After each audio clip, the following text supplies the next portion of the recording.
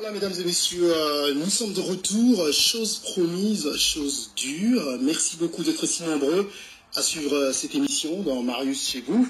Nous sommes donc en direct de Kinshasa avec Monsieur l'abbé Donatien Nchole, qui est le secrétaire général de l'ASENCO en direct de Kinshasa. Monsieur l'abbé, bonsoir et merci énormément de votre disponibilité. Merci de nous donner ce temps pour répondre à quelques-unes de nos questions. Bonsoir. Alors, Monsieur l'abbé, nous sommes très contents que vous soyez là, comme je viens de le dire. Dernièrement, la CENCO a fait une déclaration qui a fait l'effet d'une bombe, selon laquelle la CENCO connaîtrait le nom du gagnant de ces élections et demandait donc à la CENI que le résultat que la CENI va publier doit être conforme aux urnes, donc à la réalité, et que ces résultats doivent être justes. Est-ce que nous pourrions savoir, Monsieur l'abbé, les raisons de la motivation de faire ce genre de déclaration? Eh bien, la motivation est simple. La CENCO a mis en place une mission d'observation électorale. Et comme mission d'observation, nous devons rendre compte de ce qu'il a observé. Alors là, c'était le rapport intermédiaire qui portait sur les éléments de qualité et de quantité en rapport avec le processus électoral. Et parmi les choses observées, c'est le PV, les résultats affichés devant le bureau de vote. Donc, la motivation, c'était simplement rendre compte de ce qu'on a observé et dans le respect de la loi qui nous interdit, qui interdit à quiconque en dehors de la CENI de publier les résultats. Mais on n'a pas donné de nom, on n'a pas donné de pourcentage, donc on n'a donc pas publié le tendance.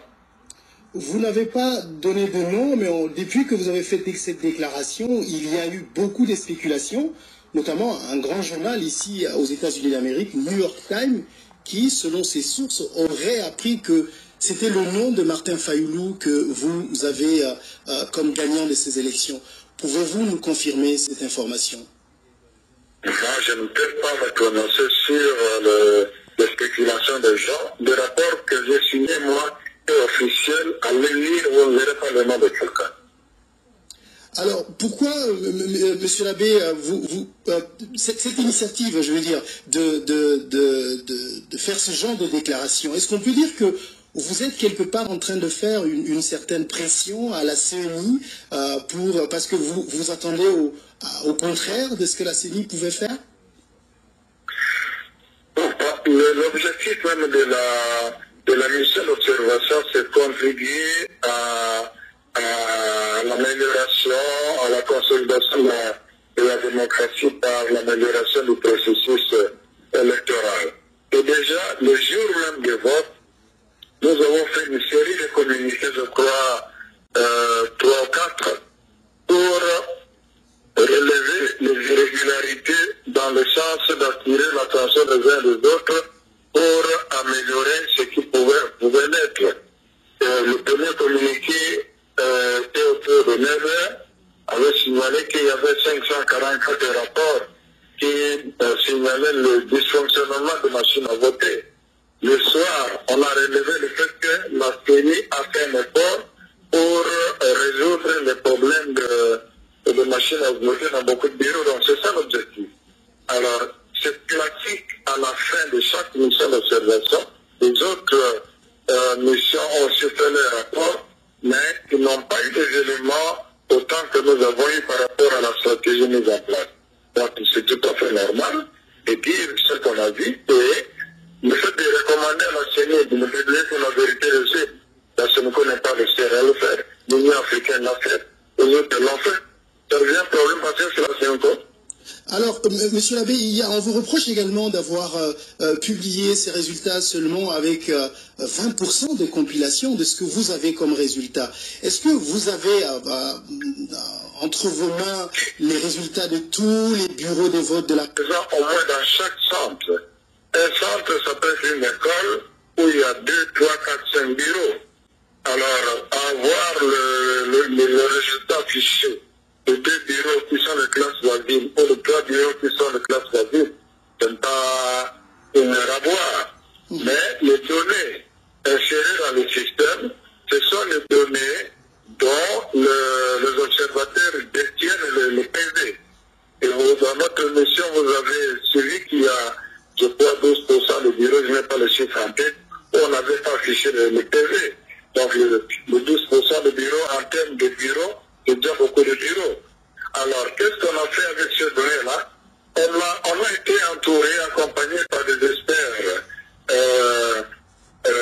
pas congolais qui seraient influencés par la politique congolaise. Donc, étrangers, même pas occidentaux, il y a même des Arabes dedans, des gens spécialisés dans les calculs des statistiques avec une marge d'erreur d'1%. Donc, c'est tout ça qui a été mis en compte, c'est scientifique. Alors, vous avez... Oui, allez-y. On a plus de... À ce stade, on est dans les 70% de données de bureau de vote. C'est pas peu de choses avec les statistiques scientifiques, avec les experts. Alors, vous avez demandé à la CENI de publier les résultats conformes aux urnes. Que feriez-vous, Monsieur l'abbé, si ce n'est pas ce résultat que la CENI arrivait à publier?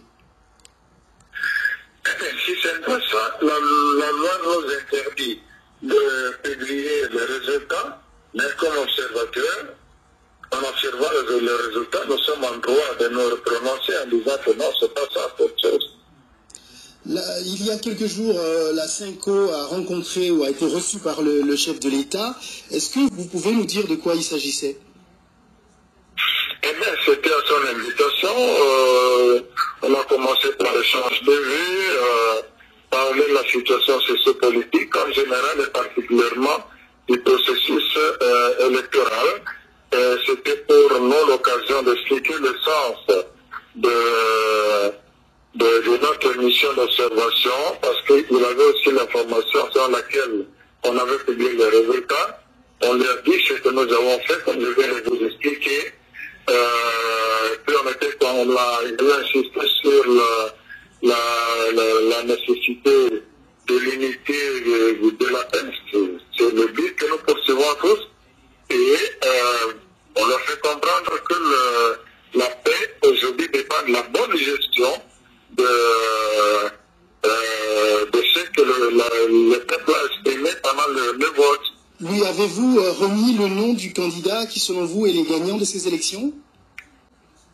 Non, il n'en était pas question. Alors, beaucoup vous reprochent également à l'Église catholique, la CENCO, d'être très proche de l'opposition. Que répondriez-vous à ces accusations, Monsieur l'abbé?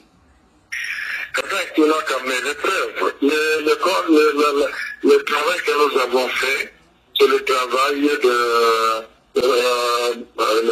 la synthèse de ce qu'on a eu de 40 000 observateurs. Est-ce que la CENCO, c'est l'Assemblée des évêques?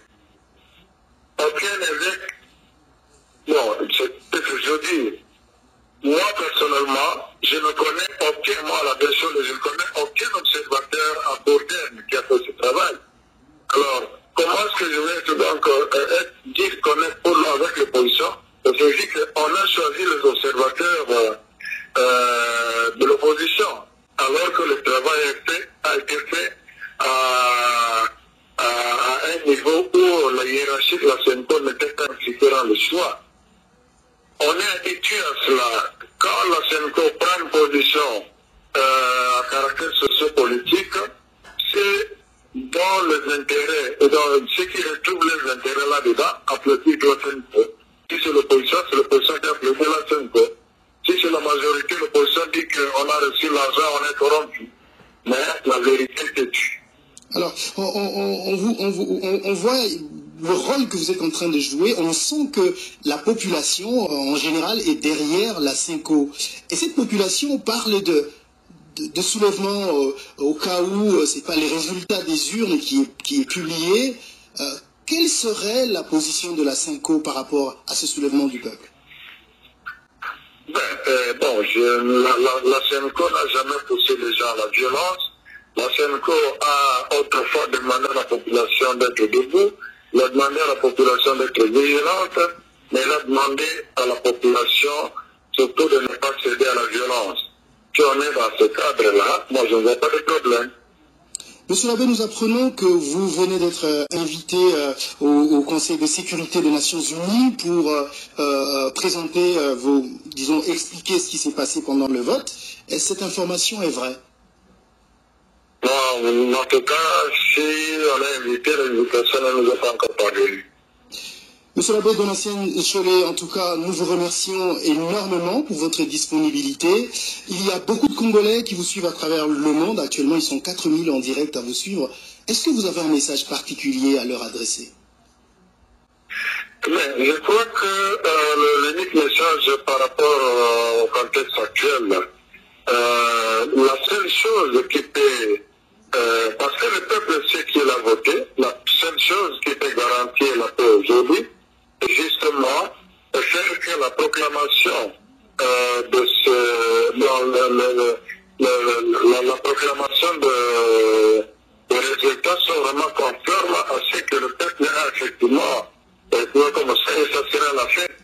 Mais puisque vous insistez sur ça, excusez-moi de vous interrompre, est-ce que vous pensez, monsieur l'abbé, que le gagnant est du côté de l'opposition ou du pouvoir? Non, ça sera déjà dit, le tendance. Et là, la loi ne nous autorise pas. Ok, je vous le concède. Je vous le concède. Donc, loi, alors, vraiment, j'aimerais savoir quel avocat là qui lui donnerait raison, quel juriste qui lui donnerait raison, quand on n'a pas cité non, quand on n'a même pas dit qu'il est l'opposition de la majorité, quand on n'a pas cité le pourcentage, où sont les tendances, où sont les résultats. Alors la CENI a dit également publier les élections au courant de la semaine sans avoir donné un jour précis. Ça vous rassure ça? On attend, je crois qu'il annoncera quand même, moi je peux comprendre qu'ils vont se réunir en plénière et qu'ils vont communiquer une date. Ce serait pas bon qu'on supprime les gens. C'est mieux que les gens sachent et puis qu'ils soient à côté de leur radio télévision pour écouter. Monsieur l'abbé Donatien Cholet, merci énormément pour votre disponibilité et merci de nous avoir parlé. On vous retrouve très bientôt et beaucoup de courage pour le travail que vous êtes en train de faire, qui n'est pas facile, de rester une église au milieu du village. Effectivement, l'église ne vise que le bien-être du peuple congolais, donc on ne reçoit pas l'argent pour faire ce que nous faisons. Courage encore et on espère que la CENI, comme vous le souhaitez, va publier le candidat qui a été élu par le peuple pour la paix dans notre pays. Merci encore et bonne soirée à Kinshasa. Merci. Merci.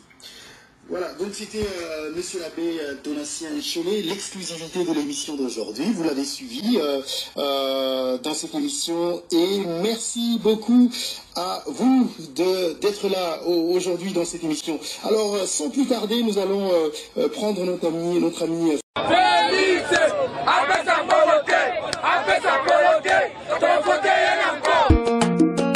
le peuple congolais réclame son candidat président Félix Tshisekedi. Gustave Mutumba chante Mati, biso baze na yo, toko yamba yo, maboko pembe. Félix, biso peuple Congo, toko vote yo, 100% et Tshisekedi.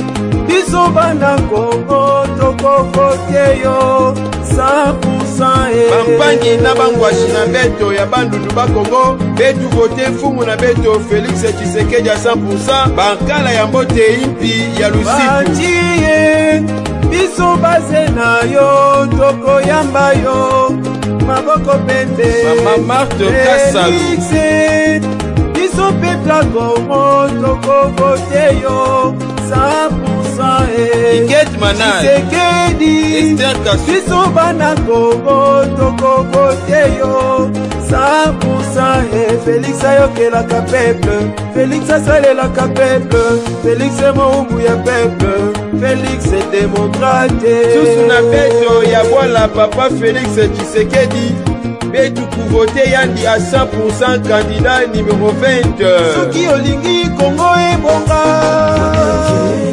soki olingi baviole esila na este, soki olingi moyibi esila na mboka, soki olingi misala esonga gogo yokovote nani.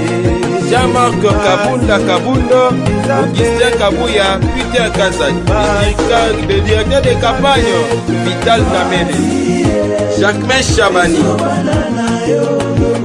Félix Kabala, le professeur Kazadi na New York. Soki olingi Congo ebonga, soki olingi bana batanga malamu, National soki olingi nzala esila na mboka, Dani Mikai Monepeko, soki olingi misala esonga na Congo kobote nanye.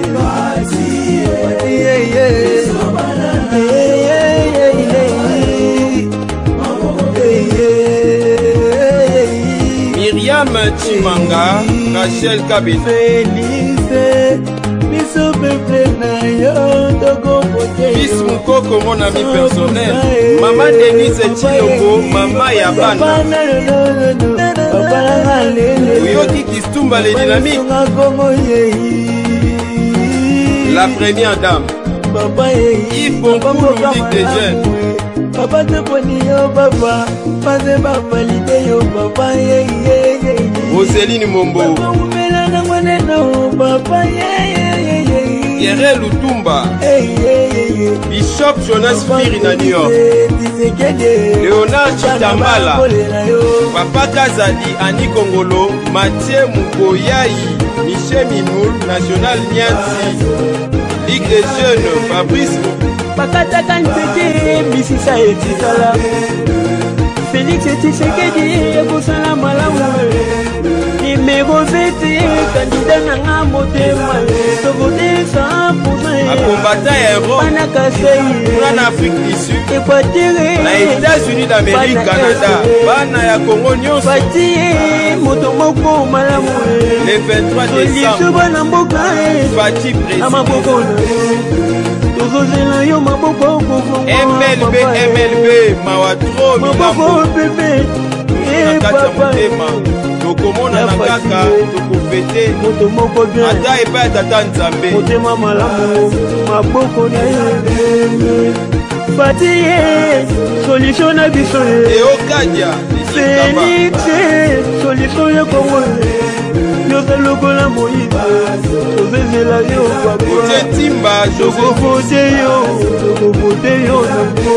Biso nyonso peuple congolais le 23 décembre, honorable Chimbala, Otelema mpona tokende kovote candidat kaka moko nkombo na ye Félix Tshisekedi, honorable Kale, candidat ya changement maboko pembe ayiba te aboma te. Soki tolingi kimia mpe démocratie fana na kati ya mboka, ye nde tosengeli kovote candidat numéro 20.